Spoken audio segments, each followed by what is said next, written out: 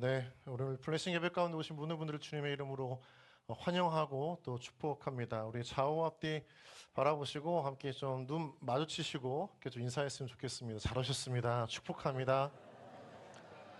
네, 한 주간 모두 가정과 일터에서 또 믿음의 삶을 살았던 귀한 지체들인데요. 우리 힘내라고 다시 뜨거운 박수랑 격려하겠습니다. 수고하셨습니다. 네, 수고 많으셨습니다. 네, 벌써 11월 마지막 주인데 딱 제가 1년 전에 딱 왔던 딱 시기가 되는 것 같아요. 벌써 1년이나 지났네요. 여러분들과 함께 1년을 말씀 안에서 또 신앙 공동체 안에서 함께 동고동락하는 것이 가장 큰 은혜이고 기쁨이다라는 생각들이 들게 됩니다. 오늘 함께 해주신 말씀 함께 좀 읽었으면 좋겠습니다. 우리 디모데후서 2장 20절, 21절 말씀입니다. 함께 찾아서 함께 좀 한 목소리로 합독하도록 하겠습니다. 네, 같이 좀 성경책을 보시고 함께 좀 찾아서 읽도록 하겠습니다. 디모데후서 2장 20절, 21절 말씀입니다.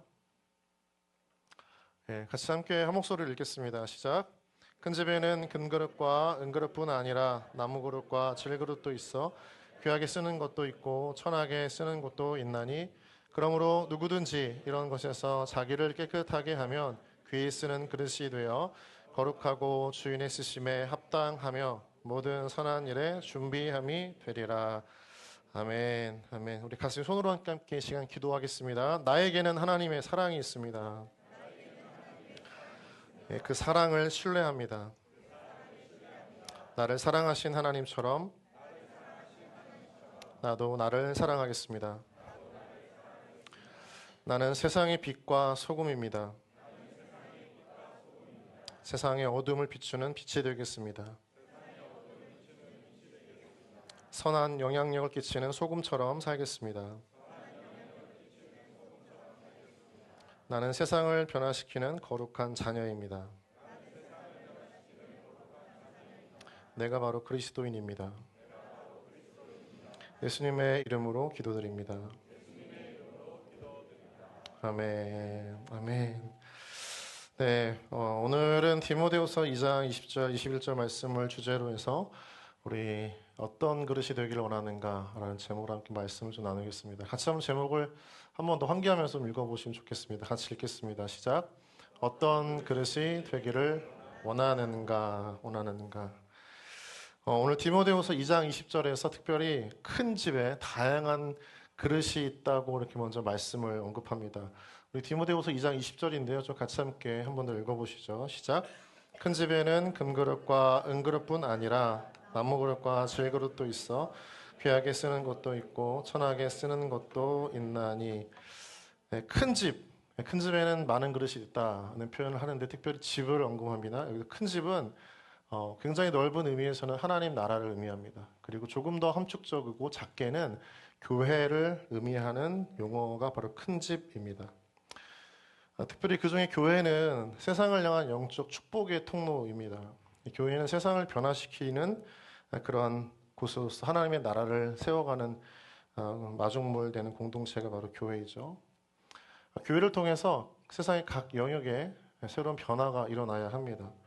가정 선교사, 또 일터 선교사, 또 세상을 향한 복음의 선교사가 곳곳에서 하나님의 거룩한 나라를 일으키는 통로가 되어야 한다는 거죠.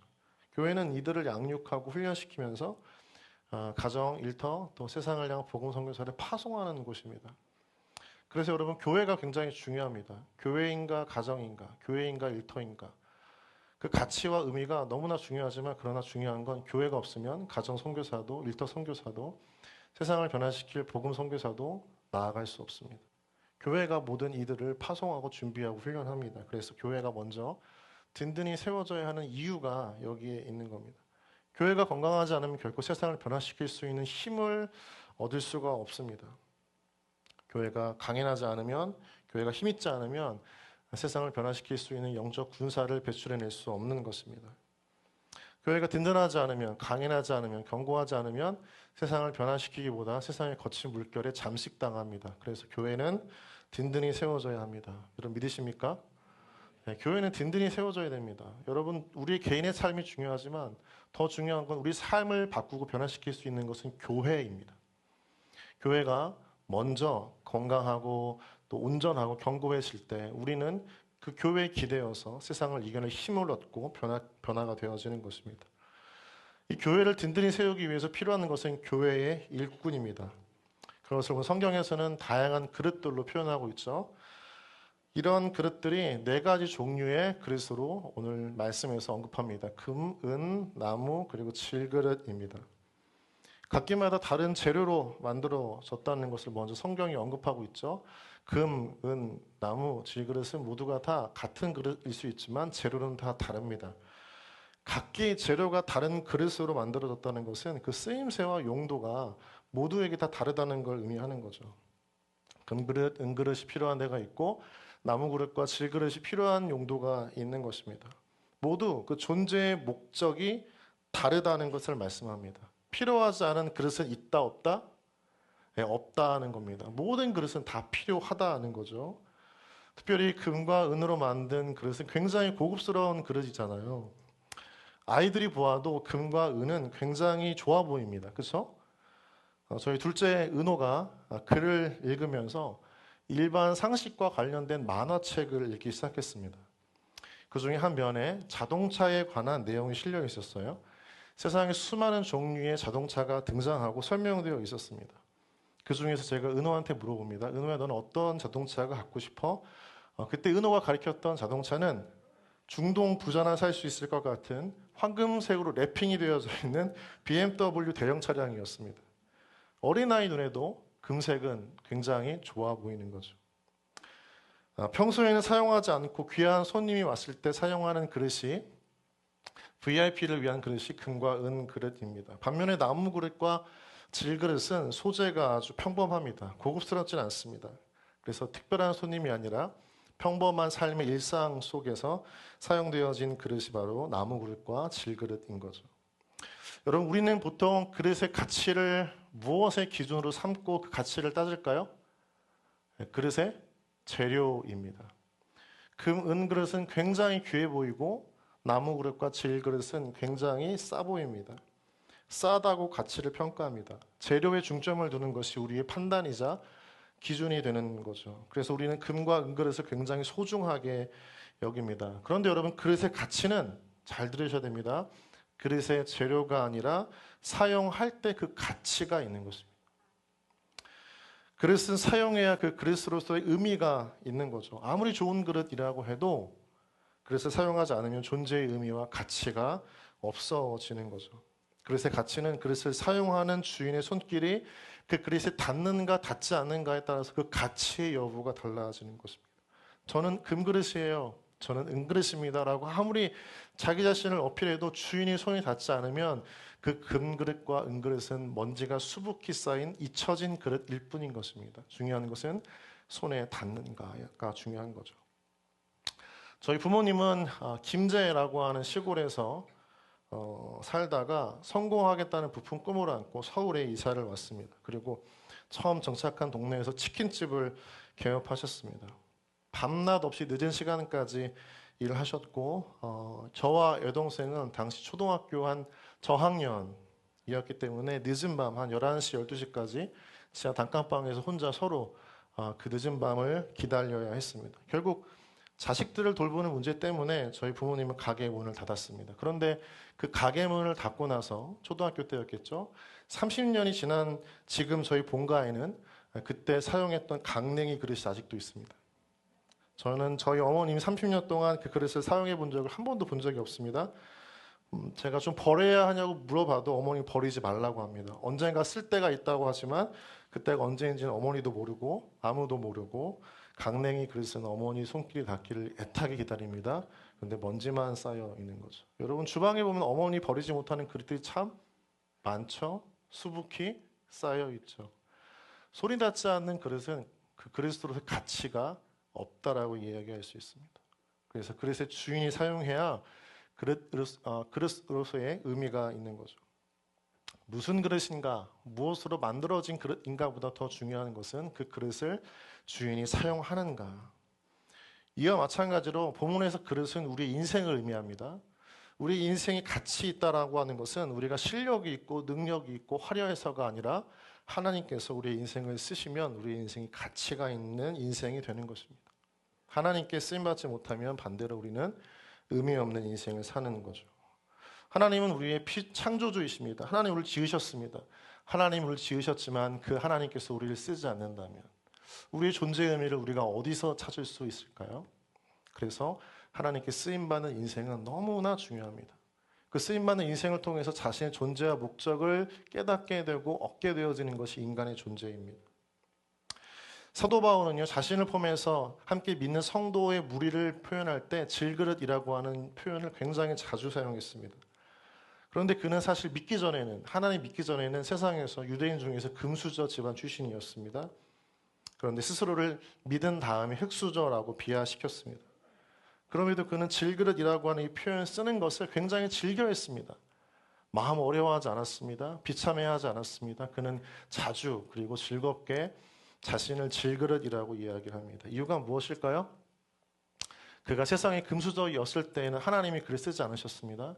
그러나 그가 하나님을 믿고 난 후에 세상 속에서 오히려 질그릇같이 흙수저가 되었을 때 하나님께서 그를 즐겨 쓰셨습니다. 그래서 사도 바울은 자신을 질그릇이라고 표현하는 것을 즐겨합니다. 하나님께 쓰임받은 존재가 되었기 때문인 거죠. 사도행전 9장 15절 말씀을 좀 같이 한번 읽어보시면 좋겠습니다. 9장 15절 시작.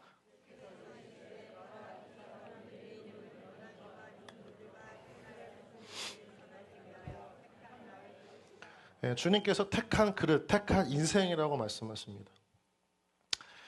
예수님의 제자들을 한번 보십시오. 그들의 인생은 금수저, 은수저, 금그릇, 은그릇 같은 인생이 아니었습니다. 대부분 나무 그릇조차 안 되는 질그릇 같은 흙수저 집안 출신들이 많았습니다. 그런데 예수님께서 그들을 부르시고 영혼을 담는 그릇으로 변화시켜 가시고 다듬으시고 사용하셨습니다.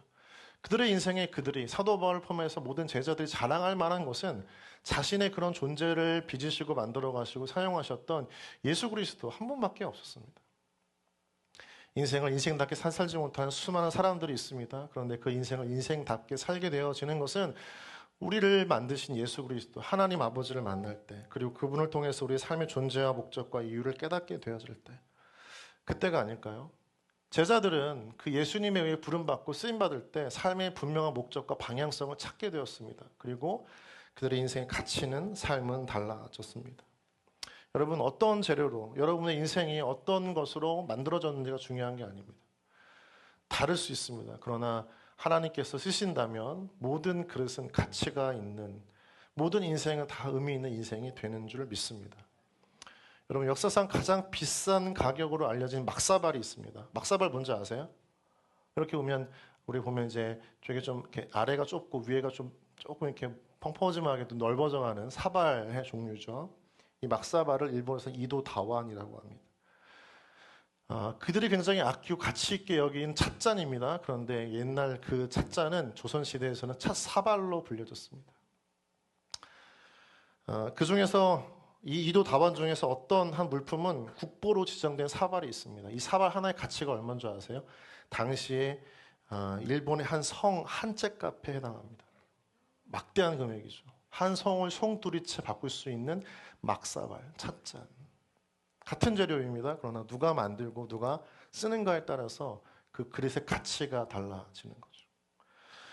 여러분, 하나님께서 우리와 같은 존재, 우리와 같은 사람, 둘러보면 별다를 것 없는 우리의 인생에 하나님께 손을 대셔서 우리를 사용하신다면 그것은 우리에게 큰 영광이 되는 줄 믿습니다. 하나님께 쓰임받는 것보다 더 좋은 것이 없다는 그 믿음을 우리가 가질 때에 우리의 인생의 가치와 존재의 의미는 달라지는 것입니다. 그런데 오늘날 보면 교회 안에 믿는 사람들 많은 이들 안에 하나님께 쓰임받는 것을 귀찮게 여기거나 하찮게 여기는 문화들이 교회 안에 들어와 있습니다.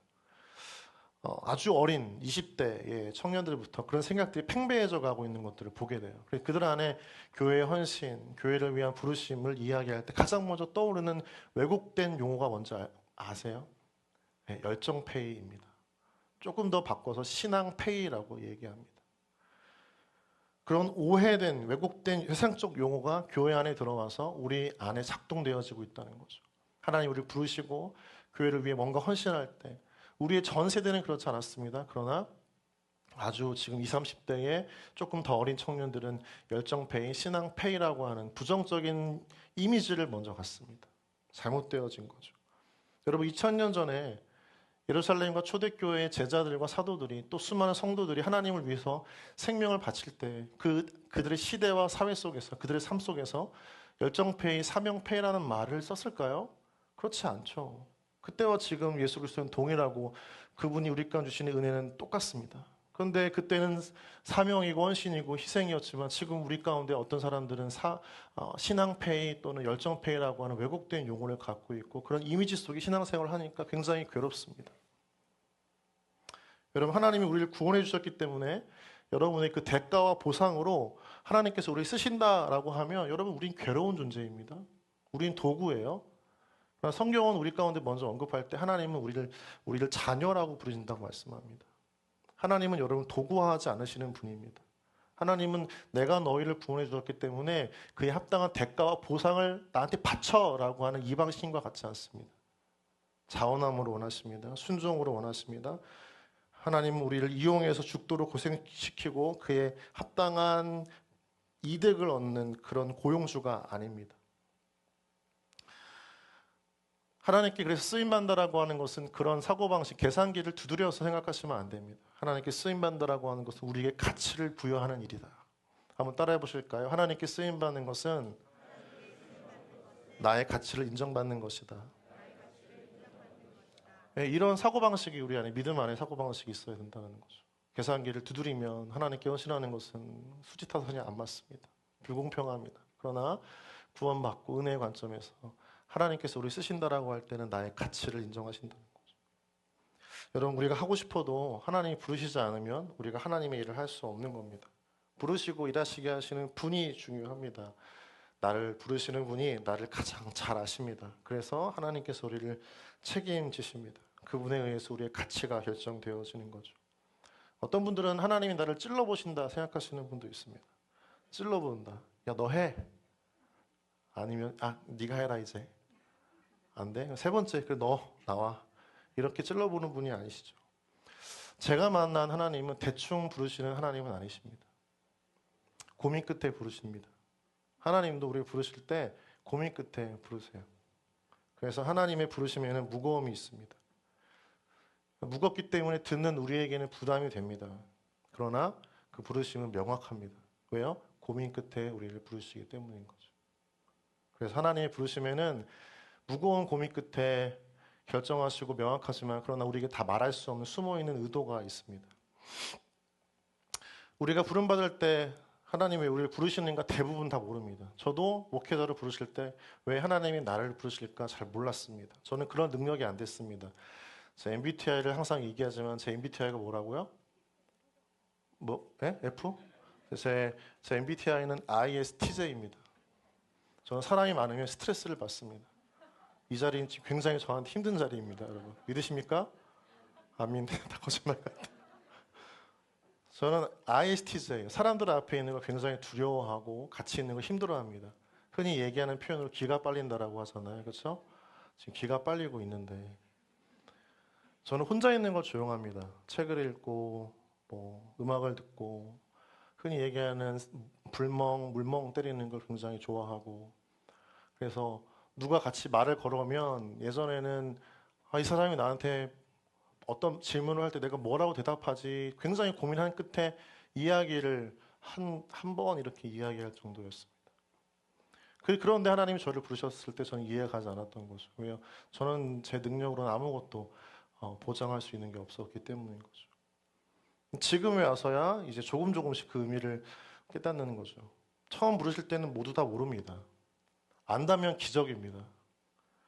모르고 시작하는 게 믿음입니다. 하나님께서 우리를 부르실 때 우리 인생, 우리 그릇이라고 하는 삶에 하나님 손을 대실 때 우리는 그 의도를 잘 모릅니다.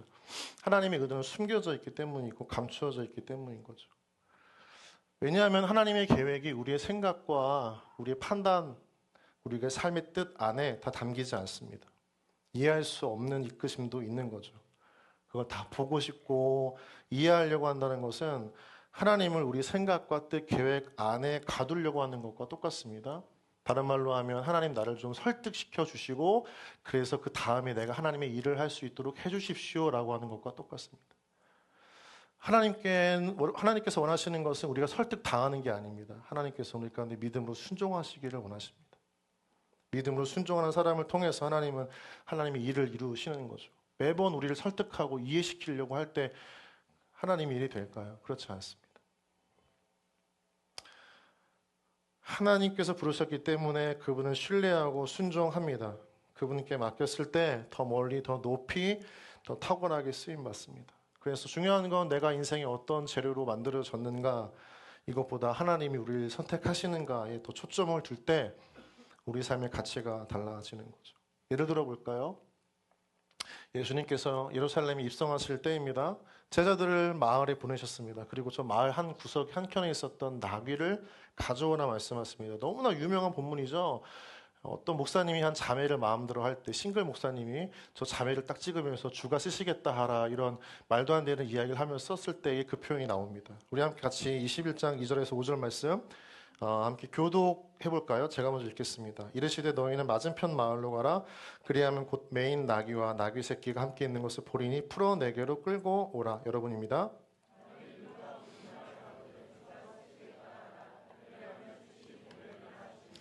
이는 선지자를 통하여 하신 말씀을 이루려 하심이라 일렀으되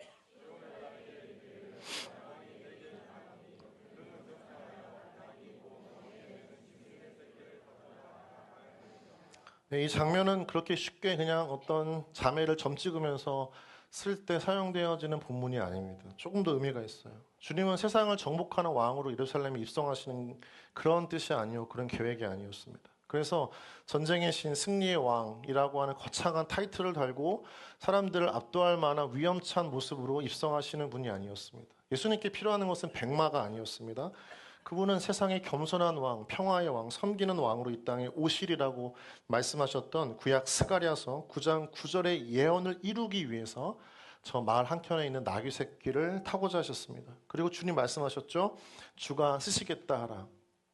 짧은 한마디입니다. 무엇을 위해 쓰시는지 그리고 어떻게 쓰시는지에 대한 설명은 아무것도 없습니다. 나귀는 설득당하지 않았습니다. 나귀는 그냥 이끌림 받았습니다. 영문도 모르고 끌려왔습니다. 영문을 알면 그가 나귀가 왔을까요? 그러나 나귀는 중요합니다. 평화와 섬김의 왕으로 오신 그분을 등에 태우고 예루살렘에 입성했습니다. 주님께서 그 나귀를 부르셨을 때 나귀는 단지 마을 한켠에 묶여 있었던 나귀가 아니라 왕을 태운 어마가 되었습니다. 존재의 가치가 달라지는 것입니다. 여러분 인식을 잘 하셔야 됩니다.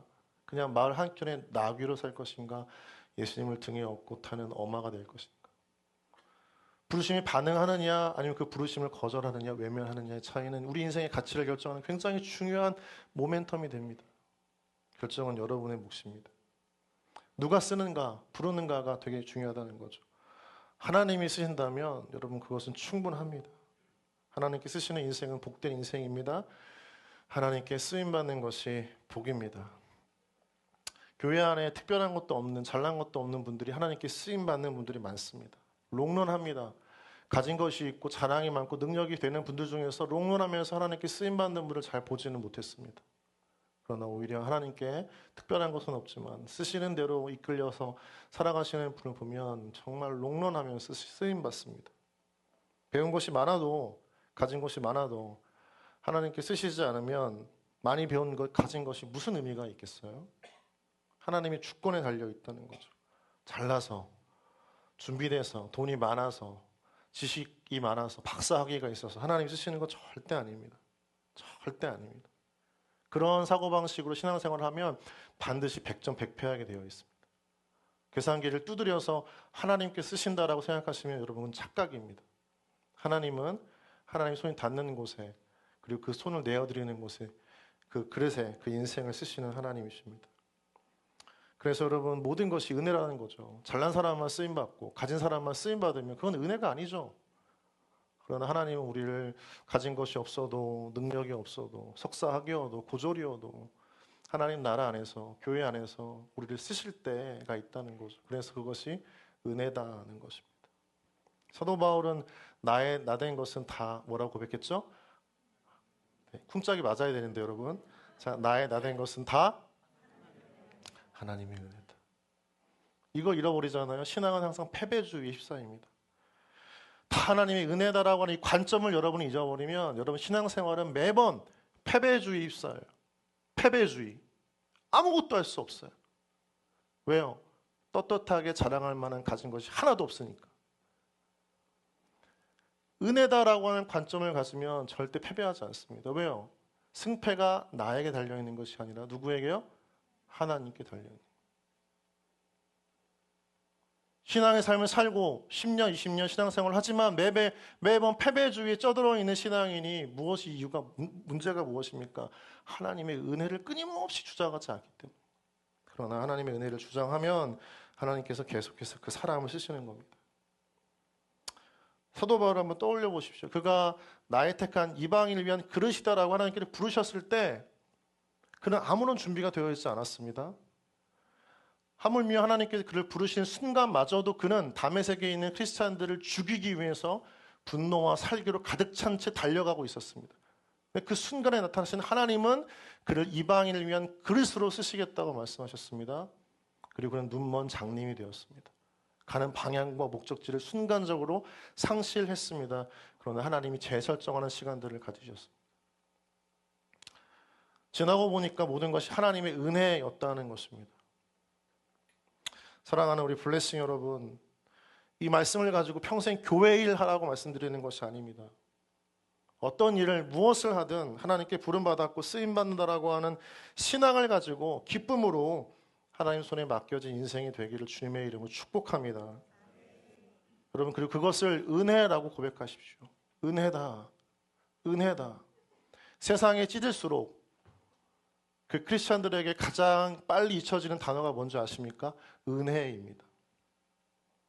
세상에 관심과 마음이 두는 것이 커져갈수록, 계산할수록, 돈을 따질수록, 효율과 물질을 따질수록 그 사람 입술에서, 마음에서 가장 먼저 빨리 사라지는 단어가 바로 은혜입니다. 비상적이고 상투적인 용어가 되는 것이 은혜입니다. 습관적으로 은혜를 말하긴 하지만 정작 마음에서, 삶에서, 행동에서, 결정에서 은혜의 선택과 결정은 사라지는 것입니다. 하나님께 맡기고 정말 은혜로 사는 인생, 은혜로 빛이 나는 인생의 그릇 되어지는 여러분 되어지기를 주님의 이름으로 축복합니다. 우리 옆 사람 바라보고 한번 인사할까요? 주가 쓰시겠다 하라. 누가 이렇게 고개를 젓죠? 여러분 이러시면 안 됩니다. 제가 30분 동안 설교했는데 이건 정말 아닙니다, 여러분. 주가 쓰시겠다 하라. 할렐루야. 하나님께 쓰임받는 그릇이 되려면 두 번째로 깨끗해야 합니다. 우리 2장 21절 말씀 같이 한번 읽어볼까요? 21절 시작. 그러므로 누구든지 이런 것에서 자기를 깨끗하게 하면 귀 쓰는 그릇이 되어 거룩하고 주인의 쓰심에 합당하며 모든 선한 일에 준비함이 되리라. 21절에서 자기를 깨끗하게 하면 귀 쓰는 그릇이 된다라고 분명하게 말씀합니다. 하나님이 말씀하십니다. 금으로 만든 그릇, 은으로 만든 그릇, 나무와 흙으로 만든 그릇 모두가 다 용도가 있습니다. 존재와 목적이 다 있다라고 말씀을 드렸습니다. 필요하지 않은 그릇은 있다 없다? 없다는 거죠. 하나님께서 모두 필요로 해서 만드신 그릇이라고 합니다. 여러분의 인생의 존재의 가치를 여러분이 정하지 마시고요. 하나님이 우리 모두가 이 세상에 존재의 필요가 있기 때문에 우리를 만드신 것임을 믿습니다. 믿으십시오. 자신의 존재의 가치를 스스로 정하지 말고 하나님이 보잘것없는 내 스스로의 인생에도 이 땅을 위한 존재의 의미를 가지고 만드셨다. 하나님의 무대인 이 세상에 필요한 존재들이 바로 우리다 이야기할 수 있습니다. 하나님께 필요하지 않은 인생은 없습니다. 그런데 문제는 모두가 쓰임 받는 것은 아닙니다. 모두가 필요하지만 모두가 다 쓰임 받는 것은 아닙니다. 그릇의 재료가 중요한 게 아니라 그릇이 쓰임 받을 때에는 깨끗함 때문에 쓰임 받습니다. 금과 은이어서가 아니라 나무 그릇, 질그릇이어도 깨끗해야 쓰임 받습니다. 더러우면 손이 가요, 안 가요? 안 가잖아요. 더러운 컵에 물 마시는 분 계세요? 깨끗한 컵에 물을 마십니다. 중요한 것은 그릇의 재료가 아니라 상태라는 거죠. 우리의 능력이 아니라 우리가 어떤 마음의 상태인가 그것을 알려주는 게 22절에 있는데요. 22절은 나옵니까 혹시 설교 본문에 제가 안 드렸죠? 예, 오늘 본문의 22절 말씀을 좀 같이 성경을 좀 보시고 함께 좀 읽었으면 좋겠습니다. 디모데후서 2장 22절 말씀인데요. 같이 함께 읽어볼까요? 시작. 또한 너는 청년의 정욕을 피하고 주를 깨끗한 마음으로 부르는 자들과 함께 의와 믿음과 사랑과 화평을 따르라. 청년의 정욕을 피하라. 정욕은 금지된 것을 갈망하는 욕구입니다. 금지된 것을 선을 넘어서 갈망하는 욕구가 정욕이고요. 통제할 수 없는 과도한 욕망이 바로 이 정욕이라고 합니다. 특별히 청년의 정욕이라고 하는 것은 금지된 것을 욕망하는 그 시기가 어느 때 강하다는 걸까요? 청년의 때입니다. 통제할 수 없는 과도한 욕망이 마음 안에서 정말 강하게 작동되는 시기가 언제라고요? 청년의 때입니다. 여러분 이것은 20대, 30대를 말하는 게 아닙니다. 그렇게 왕성하게 활동하는 마음의 상태를 청년이라고 이야기합니다. 우리의 마음 가운데에서 하나님께서 정하신 선을 넘어서 그것을 넘고자 하는 금지된 것을 갈망하는 욕구와 통제할 수 없는 과도한 욕망으로 가득 찬 마음을 가진 사람을 청년의 정욕을 가졌다라고 이야기를 하는 거죠. 청년의 때에는 힘과 의지가 강합니다. 하나님의 힘과 의지가 아니라 내 힘과 내 의지가 강합니다. 통제되지 않은 욕구와 욕망의 포록이라고 이야기할 수 있습니다. 누군가에 의해서 컨트롤되는 걸 굉장히 싫어합니다. 거부합니다. 저항합니다. 꿈틀거리는 욕망을 참지 않습니다. 여러분 욕망은 잠을 자지 않는다는 말이 있습니다. 그래서 24시간 꿈틀대는 자기의 욕망이 가득 찬 때가 언제라고요? 청년의 때라고 이야기를 하는 거죠. 24시간 밤을 새면서 놀아도 더 놀고 싶을 때가 언제였어요? 지금은 아니잖아요. 지금은 힘들잖아요. 밤을 샐 수가 없죠. 그렇죠? 근데 20대 때는 더 놀고 싶은 욕망 때문에 잠을 자야 한다는 건 알지만 잠을 자지 않고 미친 듯이 놀았던 때, 밤거리를 누비면서 그때가 20대 때잖아요. 그때 그 강한 선을 넘고 싶은 욕망들, 무한한 내 안에 힘을 느끼고 싶었던 그때의 상태, 그게 지금 그 욕망과 욕구를 가지고 있는 마음 상태를 청년의 욕망, 정욕이라고 이야기를 하는 거죠. 욕망의 마음이 가득한 사람의 마음을 상태를 청년의 정욕으로 가득 찼다. 대부분 이런 이야기를 할 때 야곱을 먼저 예를 듭니다. 야곱은 태어날 때 에서의 뒤꿈치를 잡고 나온 인물입니다. 그리고 그는 나중에 장성에서 형 에서가 갖고 있었던 장자권을 빼앗고 싶었습니다. 장자권은 하나님이 정하신 가정의 질서예요. 믿음의 가정에 하나님께서 장자에게 주신 축복을 정하셨습니다. 그런데 그는 자기 안에 그 선을 넘고 싶은 욕망과 통제할 수 없는 갈망이 있었던 거예요. 그래서 그는 팥죽 한 그릇으로 사기를 칩니다. 속임수를 저지릅니다. 그리고 변장을 합니다. 그리고 자기가 얻고 싶은 것을 꼭 얻어냅니다. 그러나 그는 그 한 가지 때문에 집에서 쫓겨났습니다. 20년 동안 라반의 집에서 모진 노동을 당했습니다. 그 한 번의 잘못된 결정으로 인해서 그는 엄청난 인생의 낭비를 또 희생을 경험했던 것이죠. 야곱의 영혼의 그릇은 자신의 욕망으로 가득 차 있었습니다. 여러분 야곱을 여러분 인생의 모델로 삼으시면 안 됩니다. 그는 사기꾼이었습니다. 욕망과 또 정욕이 강했던 야곱. 너무나 강하면 하나님의 뜻대로 살지 않습니다. 하나님의 뜻을 망가뜨립니다. 무너뜨리게 합니다. 그리고 넘어섭니다. 우리의 욕망이 강할 때 하나님의 뜻을 어길 때가 너무나 많다는 거죠. 자아중심적인 이 마음 안에서 욕망이 강할수록 하나님의 뜻을 거부하게 되어져 있습니다. 하나님의 마음보다 내 마음이 더욱 차고 넘칠 때가 바로 이런 때입니다. 그런데 보시면 예레미야서 17장 9절에서는요. 우리의 마음을 만물보다 거짓되고 심히 부패하는 것은 마음이라 이렇게 이야기하고 있어요. 어떤 것보다 부패하는 게 우리의 마음이라는 거죠. 그런데 그 이후의 단어가 더 중요합니다. 누가 능히 이를 알리오라고. 다른 말로 하면 우리 마음이 부패하는 것을 우리도 알 수 없다는 뜻인 거죠. 우리 마음이 오염되어지고 부패하고 썩어져가는 것을 우리 자신도 알 수 없을 정도로 우리의 마음은 부패하고 있는 것입니다.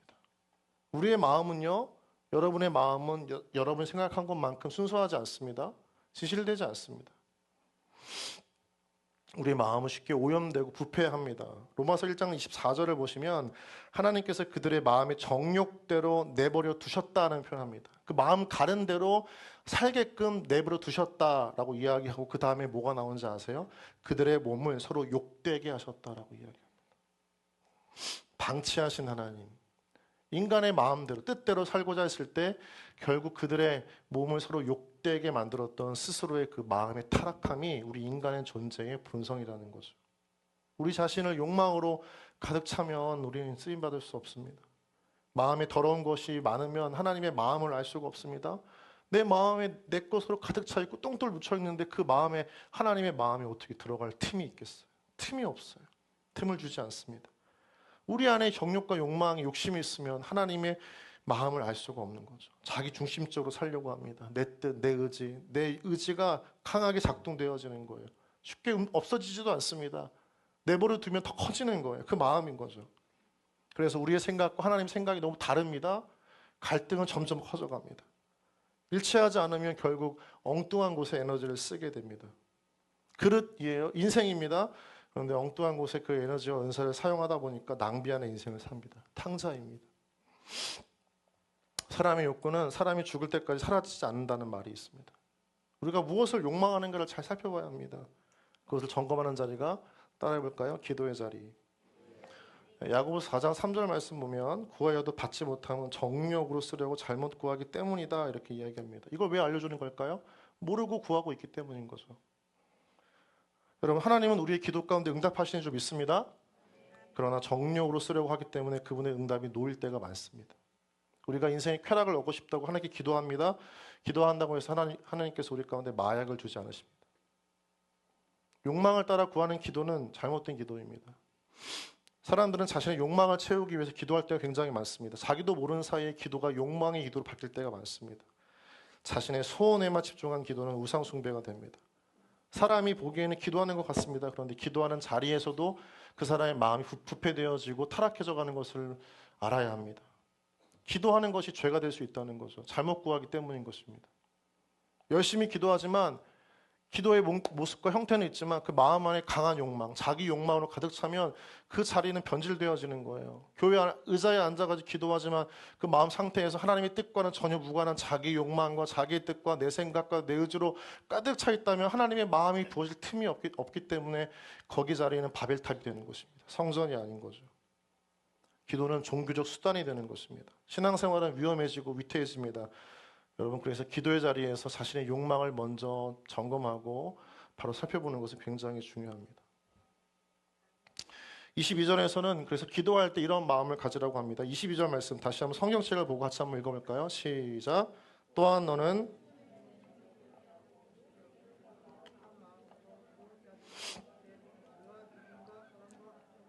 22절에서 주를 깨끗한 마음으로 부른 자들과, 부른다라고 하는 것은 성경에서 기도한다는 다른 표현입니다. 그런데 어떤 마음으로요? 자, 따라해 볼까요? 깨끗한 마음. 네, 깨끗한 마음으로 불러야 한다. 기도해야 한다라고 오늘 말씀에서 우리 가운데 지금 알려주고 있는 거죠. 깨끗한 마음이라고 하는 것은 정욕으로 채우지 않고 비워놓는 마음입니다. 깨끗하다는 것은 아무것도 없다는 거죠. 깨끗한 마음으로 기도하는 자들은 자신의 욕망으로 채우지 않습니다. 하나님께서 부으실 것을 기대하기 때문에 자신을 비워놓을 수가 있는 거예요. 비워놓으니까 하나님이 그 빈 곳에 채워주시는 것임을 믿습니다. 비워야 합니다, 여러분. 계속 비워야 해요. 신앙은 무엇이냐? 자기를 비우는 것입니다. 채우는 게 아닙니다. 내 꿈, 내 이상, 내가 원하는 삶의 안정감, 평온함, 내가 원하는 사람들의 관계의 만족도를 채우는 게 신앙이 아니라니까요. 신앙은 비우는 것입니다. 그리고 하나님이 채우는 걸 경험하는 것입니다. 내가 원하는 것을 하나님이 채워주시는 걸 경험하는 게 아니라 내가 비우고 하나님이 채우시는 것을 경험하는 게 신앙입니다. 근데 우린 너무나 잘못 알고 있어요. 내가 원하는 것을 하나님이 채우시는 것 진짜 신앙의 큰 은혜다. 그건 착각입니다. 잘못 신앙생활 하실 수 있는 것입니다. 빌립보서 2장 7절 말씀을 보면요. 오히려 자기를 비워 종의 형체를 가지사 사람들과 같이 되셨다라고 말씀합니다. 예수님은 가장 먼저 무엇을 하셨냐면 사명과 뜻을 이루기 전에 자기를 비우셨습니다. 이게 먼저였어요. 자기를 비워 자신을 비우고 하나님의 뜻을 따라서 종의 형체를 가졌다. 자기 비움입니다. 자기 비움. 여기로 헬라어가 케노시스라고 하다. 케노시스. 비움, 소모를 뜻하는 헬라어죠. 근데 여기 비움이라고 하는 이 단어는 헬라어 케노에서 나왔습니다. 케노, 케노시스가 케노에서 나온 거죠.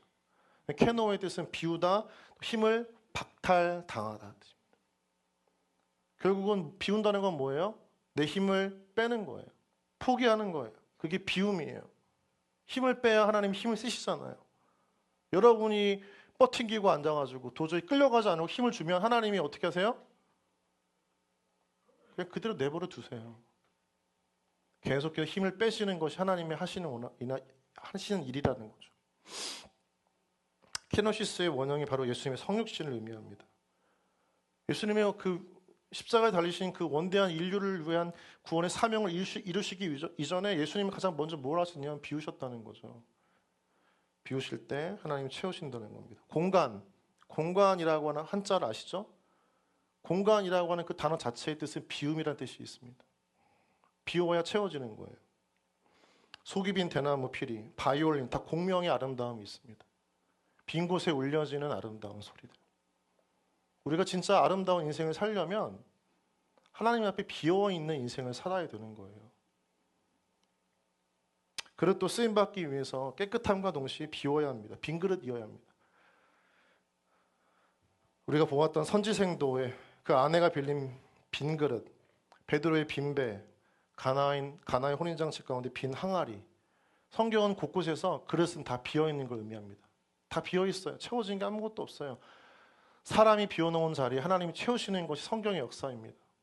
오병이를 보세요. 들판이잖아요. 다 비어있어요. 먹을 게 없어요. 그러나 결핍투성인 그 무대 속에서 작은 소년이 되었던 오병이 하나를 통해서 하나님은 채우시잖아요. 들판, 결핍투성의 인생, 상처나는 인생 회복시키시고 채우시는 것이 하나님의 일이라니까요. 비워야 하나님 일하시는 거예요. 하나님 일하시는 왜 보이지 않냐? 여러분이 끊임없이 채우려고 하기 때문인 거예요. 비워야 채워진다. 자, 따라해 보십시오. 내가 비워야 하나님이 채우신다. 왜 여기는 안 따라하시죠? 왜요? 네, 이제 고개를 드시는군요. 자, 따라해 보실까요? 내가 비워야 하나님이 채우신다. 네, 여러분 정말 죄송합니다. 너무 불쾌하게 생각하지 마세요. 네, 내가 비워야 하나님 채우신다. 빈 그릇은 여러분 텅 빈 게 아닙니다. 빈 그릇은 상징적인 의미가 있어요. 무한한 가능성과 희망입니다. 믿음의 사고방식에서 빈 그릇은 아무것도 없는 텅 빈 존재가 아니라 무한한 가능성과 희망이에요. 왜요? 하나님이 채우시는 빈 그릇. 고린도후서 4장 7절 말씀인데요. 같이 한번 읽어볼까요? 시작. 우리가 이 보배를 질그릇에 가졌으니 이는 심히 큰 능력은 하나님께 있고 우리에게 있지 아니함을 알게 하려 함이라. 아멘. 질그릇에 아무것도 없어요. 보배가 있습니다. 보배는 성경에서 예수 그리스도를 의미하죠. 그분으로 채워지니까 큰 능력이 나타나는 거예요. 가장 싸고 흔한 질그릇이지만 보배를 담으면 보석 그릇이 되어지는 거고 가치가 달라지는 거죠. 의미가 달라집니다. 내 안에 무엇으로 채워져 있느냐에 따라서 우리 인생의 질이 결정됩니다. 물을 채우면 물그릇, 술을 여러분의 육체에 채우면 술병이 됩니다. 기름을 채우면 기름통, 보석을 담으면 보석통이 됩니다. 같은 그릇이에요. 여러분이 물을 마시던 술을 마시던 하나님의 말씀을 먹던 찬양으로 영혼을 울리던 어떤 것으로 채워져 있냐에 따라서 여러분의 인생이 결정된다는 거죠. 깨끗한 그릇이면 하나님이 나무 그릇, 질그릇 같은 인생에도 보배를 담으세요. 그것이 하나님 방식입니다. 그런데 뭔가 가득 찬 그릇은 새 것을 담을 수가 없습니다. 성경적인 아름다움은 무엇입니까? 채웠을 때의 그 부요함이 아니고 비웠을 때의 그 빈 공간을 더 아름답게 보는 게 성경의 관점이에요. 여러분, 쇠수를 담으려면 뭐가 있어야 되죠? 쇠부대. 쇠부대는 차 있어야 돼요? 비워져 있어야 돼요? 비워져 있어야 돼요. 부대가 차 있으면 쇠수를 담을 수가 없습니다. 하나님을 위해 비우면 하나님이 마음을, 지혜를, 능력을 여러분 삶 가운데 부으시는 줄 믿습니다. 하나님의 것들로 채워집니다. 그리고 하나님의 마음이 하나님의 것들로 채워지면 하나님의 그릇이 됩니다. 하나님이 채우시도록 자신을 비우는 그릇 되어지는 여러분 되어지기를 주님의 이름으로 축복합니다. 내가 원하는 것을 꾸역꾸역 채우다 보면 잡동사니 가득해요. 구별된 그릇, 쓰임받는 그릇이 되려면 내가 채우는 것이 아니라 하나님의 손길이 닿고 하나님께 채우실 수 있도록 나를 비우는 과정이 필요합니다. 계속해서 덜어내야 한다. 그게 자기 부인입니다. 어떤 분들은 이렇게 말할 수도 있습니다. 저는 너무 더럽습니다. 죄가 많습니다. 저는 도저히 덜어낼 수가 없고 깨끗할 수가 없어요. 여러분, 그런데 그때 여러분 그 영혼의 그릇에, 죄 많은 그릇에, 인생에 예수 그리스도를 한번 잘 담아내십시오. 제 인생의 그릇이 달라졌을 때의 가장 중요한 포인트는 무엇이었을까요? 십자가에서 나를 위해 피 흘리셨던 예수님을 받아들였을 때입니다. 그분의 보혈이 우리의 더러운 마음과 생각을, 인생을, 또 우리 가치를 새롭게 만드는 것이죠. 여러분, 말씀을 맺겠습니다. 금그릇이 좋은지 은그릇이 좋은지 나무 그릇이 좋은지는 알 수가 없어요. 좋은 그릇은 주인이 사용하는 그릇이다. 주인이 쓰기 편한 그릇이 가장 좋은 그릇인 줄 믿습니다. 하나님의 손길이 닿는 인생이 되십시오. 하나님의 손길을 거부하는 인생 말고 하나님의 손을 정말 닿는 것을 기뻐하시는 인생이 되어 있는 여러분의 삶이 되었기를 축복합니다. 있는 모습 그대로 쓰임받아도 감사한 거죠. 녹슬기보다 달아 없어지는 게 낫습니다. 조지 필드가 한 말입니다. 하나님께 쓰임받는 것은 기쁨입니다. 세상의 가치는 우리 가운데 계산기를 두드려 보라고 합니다. 지금 네가 이렇게 하는 게 맞냐라고 질문을 던질 수도 있습니다. 그러나 그것은 하나님의 방식이 아닙니다. 하나님 모세를 40세에 부르셨습니다. 80세에 그 인생을 새롭게 사셨습니다. 바로의 왕궁에서 40년, 또 광야에 40년, 늦은 나이, 아주 늦은 나이 그 80의 그 인생을 새롭게 부르신 하나님 아버지. 그는 목동이었습니다. 목자를 치는 장인 이드로의 양을 치는 하수인이었고 대리인이었습니다. 그러나 그래도 하나님은 그를 부르셨습니다. 재능이 많고 가진 것이 많아서 부르신 것이 아닙니다. 그는 자신의 입술이 연약하다고 이야기합니다. 우둔하다고 고백했습니다. 그래도 하나님은 그를 쓰시기를 포기하지 않으셨습니다. 하도 떨고 불안해하니까 떨기나무에 타지 않는 불을 붙여주셨습니다. 이게 너다. 내가 함께하면 너는 타지 않는다. 그게 하나님의 방식인 것입니다. 여러분이 스스로를 나무그릇 질그릇이라고 폄하해도 하나님은 여러분의 그 인생의 그릇 가운데 하나님의 놀라운 역사를 담아내시기를 원하시는 것이 하나님이십니다. 희망을 가지십시오. 빈 그릇은 없는 게 아닙니다. 결핍이 아닙니다. 무한한 가능성과 하나님이 일하심의 희망이 빈 그릇입니다. 덜어낼수록 하나님이 우리를 채우시는 줄 믿습니다. 덜어내는 인생이 되십시오. 꾸역꾸역 내가 원하는 것, 내 의지, 내 삶으로 채우는 인생 살다가 다 오염되어지고 누구도 닿지 않는 그릇 되지 말고 그저 한 구석에 그냥 덩그러니 먼지만 쌓여진 채 누구도 찾지 않는 그런 그릇 되지 말고, 비록 세상이 찾지 않더라도 나무 그릇, 질그릇 같은 존재일지라도, 그런 재료일지라도 깨끗하고 하나님 앞에 쓰임받기 위해서 빈 그릇이 되어져서 하나님이 끊임없이 주님의 것을 채우고 또 채우고 또 손이 닿는 그런 그릇 된다면 그 가치는 말할 수가 없는 것입니다. 인생은 짧습니다. 우리의 삶이 언제 끝날지 모릅니다. 내일을 장담하지 마십시오. 그러나 그러한 우리 인생도 하루살이 같은 그의 삶 가운데에도 하나님께 쓰임받으면 가치 있는 인생이 되는 것 아니겠습니까? 하나님은 너는 금그릇이었구나, 그래 여기 자리에 앉아라 라고 이야기하지 않습니다. 너는 나무 그릇이고 저 구석에 가서 앉아라 이야기하지 않습니다. 마을 한켠에 있었던 나귀도 부르시는 주님, 그 나귀가 바로 우리입니다. 주님께 쓰임받으면 됩니다. 주가 쓰시겠다라고 말씀하셨을 때 우리 마음 가운데 예 주님, 그 마음만 있으면 우린 주님을 등에 업고 살아가는 인생이 되고 이 땅에서 하나님 무대를 살아내는 하나님의 배우가 되는 줄 믿습니다. 이 시간 함께 고백할 때 주는 완전합니다. 우리가 완전하지 않습니다. 하나님이 완전하십니다. 그 고백으로 함께 시간 나아가겠습니다. 주여 우린 연약합니다. 우린 오늘을 힘겨워합니다. 우린 오늘을 힘겨워합니다.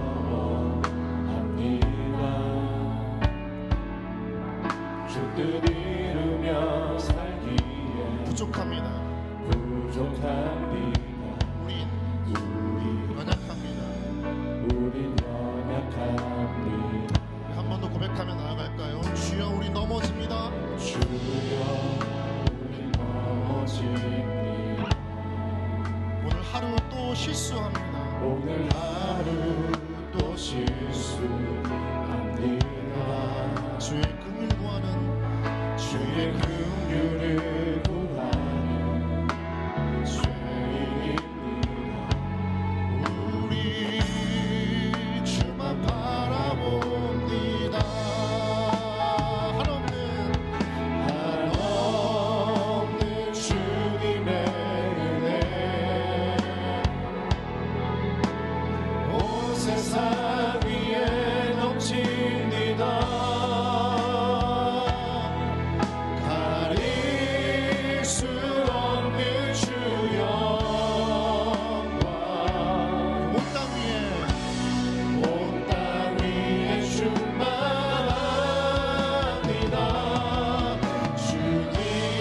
주님만이 길이오니 우리 그 길 따라갑니다.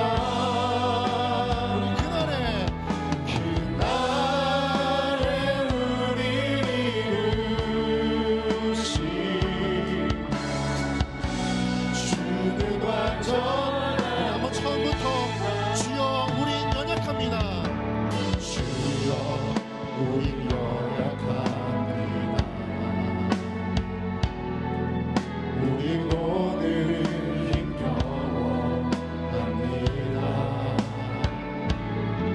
주 뜻 이루며 살기에 부족합니다.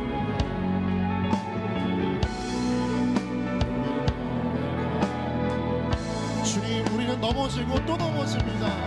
주여 우린 넘어집니다.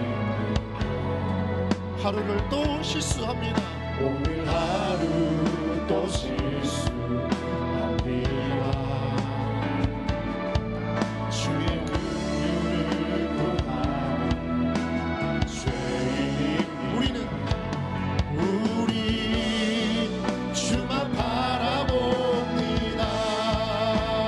한없는 한없는 주님의 은혜 온 세상 위에 온 세상 위에 넘칩니다.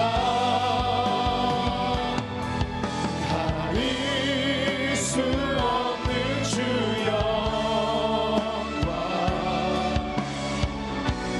온 땅 위에 충만합니다. 주님만이 길이오니 우리 그 길 따라갑니다. 그날에 우리를 이루신 주는 완전 한없는 주님의 은혜. 한없는 주님의 은혜 온 세상 위에 넘칩니다. 가릴 수 없는 주 영광 온 땅 위에 충만합니다. 주님만이 주님만이 길이오니 우린 그 길을 우린 그 길 따라갑니다. 그날에 우리를 이루신 주는 완전합니다. 주는 완전한 한없는 주님의 한없는 주님의 은혜 온 세상 위에 온 세상 위에 넘칩니다. 가릴 수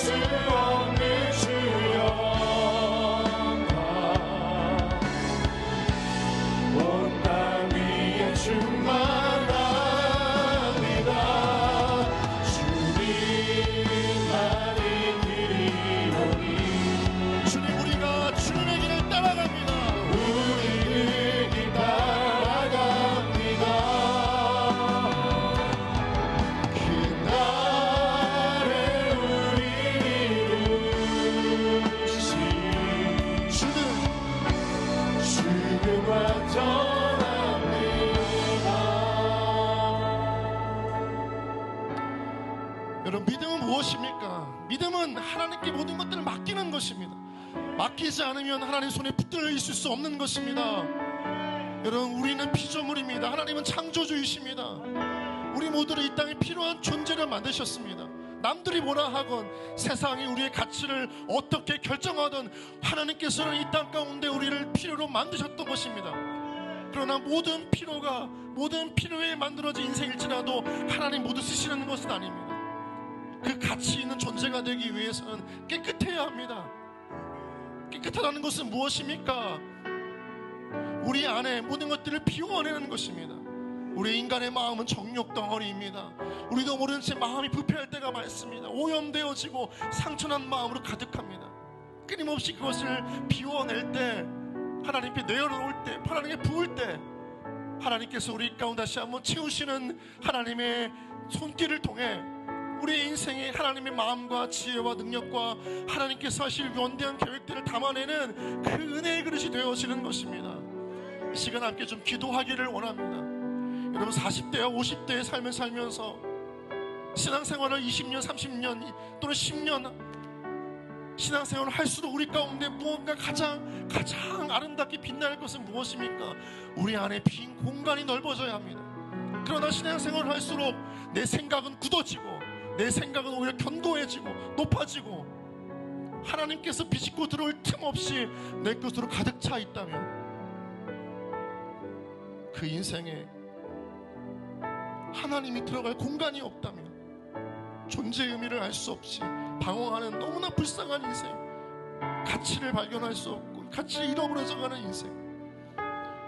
이 시간 가운데 함께 기도하기를 원하는 것은, 하나님, 제 인생에서 내 안에 똘똘 뭉쳤던 내 안에 혹이나 하나님께서 원하시지 않는, 하나님께 비워야 하는 마음들이 있다면 그 마음과 생각과 뜻을 하나님 앞에 온전히 쏟아붓고 하나님의 마음과 하나님의 것들로 채워지는 시간, 주님의 은혜를 담는 그릇 되게 하여 주시옵소서.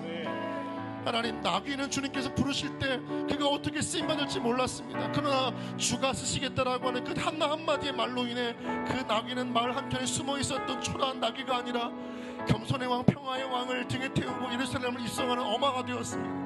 하나님, 우리 인생 가운데 주님과 함께 동행하기 위해서 내가 내려놓고 쏟아붓고 비워야 할 것이 있다면 그것을 하나님 앞에 철저하게 내려놓게 하시고 비우게 하셔서 하나님의 것들, 하나님의 구별된 생각과 마음과 뜻을 내 인생에 담아내어 하나님께서 쓰시기 깨끗한 그릇 되어주게 하여 주시옵소서. 함께 시간 통성으로 주님 이름 부르면서 기도하며 나아가도록 하겠습니다. 주여, 하나님 아버지, 시간 가운데 우리 모든 플리츠의 삶 가운데 하나님 이 땅의 모든 것들을 무겁게 채우고 쌓아놓은 인생 되지 않기를 원합니다. 하나님 아버지, 우리 마음이 영혼의 공간 가운데 수많은 것들로 하나님께 채워서 하나님의 마음과 생각과 하나님의 것들을 채울 수 없는 정도로 삶이 하나님과 우리의 마음과 생각과 날마다 하나님 부셔내기를 하나님 아버지, 인생이라고 하는 그릇을 만들어냈지만 그 안에 여전히 나의 자아와 내 욕망과 내 뜻으로 끊임없이 내 것을 채우려고 한다면 우리가 어떻게 하나님 손에 닿기를 원하겠습니까? 하나님, 나비를 자기 자신을 도망갈 수 있는 주님이 되겠습니다. 그러나 그는 이끌린 대로 나아가시기를 성령의 모든 인물들을 하나님의 손으로 하나님께 쓸만한 역사의 그들의 주인공을 모두가 다 믿음의 위인들, 주님의 영웅들이라고 하는 그 사랑을 쫓아도 하나님께서 이끌려 주시는 것을 같습니다. 하나님의 이끌림 하겠습니다. 시간은 띵동대가 아닐 수 없구나. 하나님, 우리의 삶이 주체가 아니라 하나님 우리의 삶이 주체입니다. 하나님 아버지, 하나님, 세상을 이끌어가는 삶을 기도한다고 이야기합니다. 아무런 뜻도 의지도 없이 하나님, 축복이 우리 가운데 있지 않습니다. 하나님께 붙들려 있을 때 우리가 담을 수 있는 것보다 더 큰 가치 있고 있는 것들을 우리에게 살고 싶은 삶을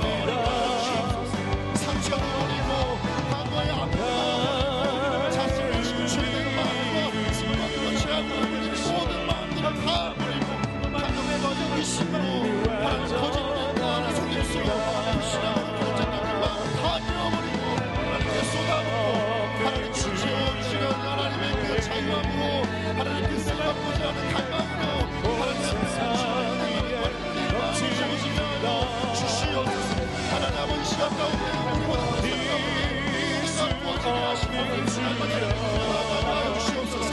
하나님 충만한 하나님 아버지 결코 시작하지 않으시고 완전하게 채우시는 충만하신 하나님의 존재 자체가 충만이라고 말씀하십니다. 하나님 이런 순간 하나님 아니라고 완전하신 하나님이시라고 말씀하시고 하나님을 찾아내 모든 것이 끝이 납니다. 하나님을 담아내면 그 인생은 완전합니다. 하나님 무엇을 지을 것인가 어떤 그리스도인이 원하는가 스스로의 질문할 때마다 하나님의 주님을 쓰게 하여 주시옵소서. 하나님 아버지, 우리 40대 50대 싱글 지체들의 삶이 힘들고 어렵고 강팍하고 마음대로 되지 않기 때문에 너무나 많은 내 안의 고민과 아픔과 상처와 지난 과거의 실패와 실수가 또 그러한 우리 안에 새로운 삶을 향한 욕망과 우리 안에 정욕의 마음들이 우리의 인생이라고 하는 이 그릇 안에 가득 차 있습니다. 하나님, 너무나 많은 상처들이 가득 차 있고 너무나 많은 욕망들이 가득 차 있고 신앙의 삶을 10년, 20년, 30년 교회를 다닌 사람조차도 비워있지 않고 꾸역꾸역 자기 것들로 채우고 그 가운데 남은 틈을 하나님께서 채워달라고 하는 그 기도를 드리는 자들도 있습니다. 하나님 아버지, 우리 모두가 다 연약한 존재임을 하나님 앞에 인정하게 하여 주시옵소서.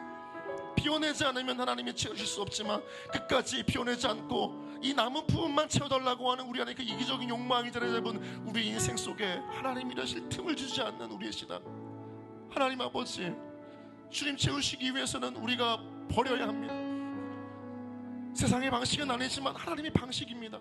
하나님께서 그렇게 일하셨습니다. 그렇기 때문에 우리는 비울 때 우리의 존재를 새롭게 발견하게 되는 줄 믿습니다. 하나님 아버지, 이 시간 가운데 기도하기를 원합니다. 비워내는 거 쉽진 않습니다. 힘듭니다. 하나님께 쏟아붓는 것은 쉬운 결정은 아닙니다. 그러나 비울 때 하나님께서 우리 가운데 내가 규정한 인생의 가치보다 더 놀라운 가치로 바꾸실 하나님의 꽃들로 채우시는 하나님 은혜의 그릇 되게 하여 주시옵소서.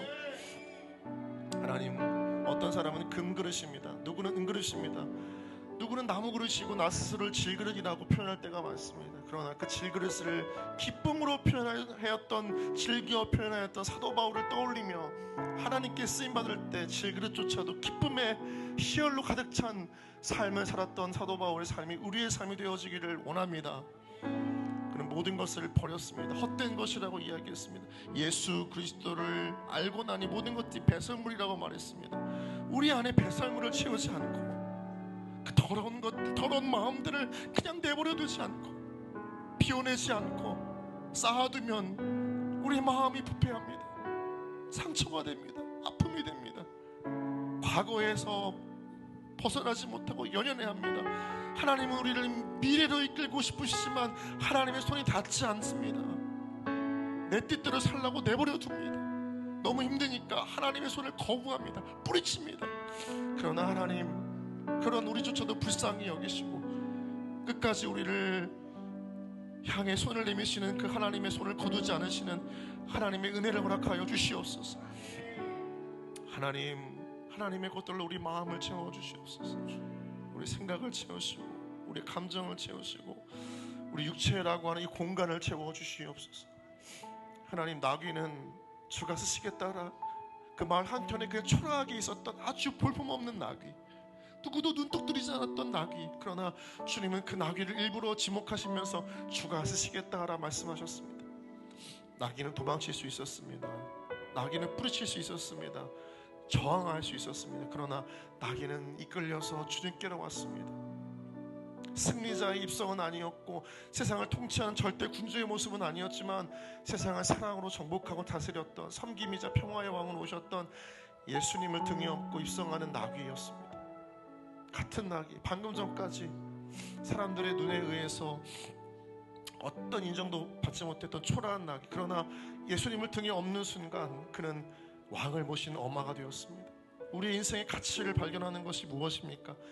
정말 내 안에 예수 그리스도를 담아내고 그분의 마음과 뜻을 가지고 살고 있는가? 하나님, 그것이 가장 중요한 우리 삶의 핵심이자 본질이 되는 줄 믿습니다. 날마다 예수 그리스도를 담아내는 영혼의 그릇, 복음의 그릇, 예수의 그릇 되게 하여 주시옵소서. 다른 것 생각하지 않고 시험과 유혹 다 뿌리치고 세상이 말하는 삶의 가치와 의미를 다 뒤로하고 하나님께서 말씀하시는 복음의 가치와 의미를 날마다 마음 가운데 뿌리내리고 담아내고 주 예수 그리스도를 품고 살아가는 영혼의 그릇 될 수 있도록 성령께서 역사하여 주시옵소서. 하나님은 완전하시기 때문에 주님을 담아내는 것이면 그 인생은 완전해지는 줄 믿습니다. 온전하신 하나님이시기 때문에 다른 어떤 것들을 추구할 수가 없고 주님만 우리 마음 가운데 품고 인생 가운데 품고 살아가면 담아내면 우리 인생이 온전해지는 줄 믿습니다. 하나님이 그렇게 반드시 일하시는 줄 믿습니다. 다른 것 품고 꿈꾸지 않게 해주시옵소서.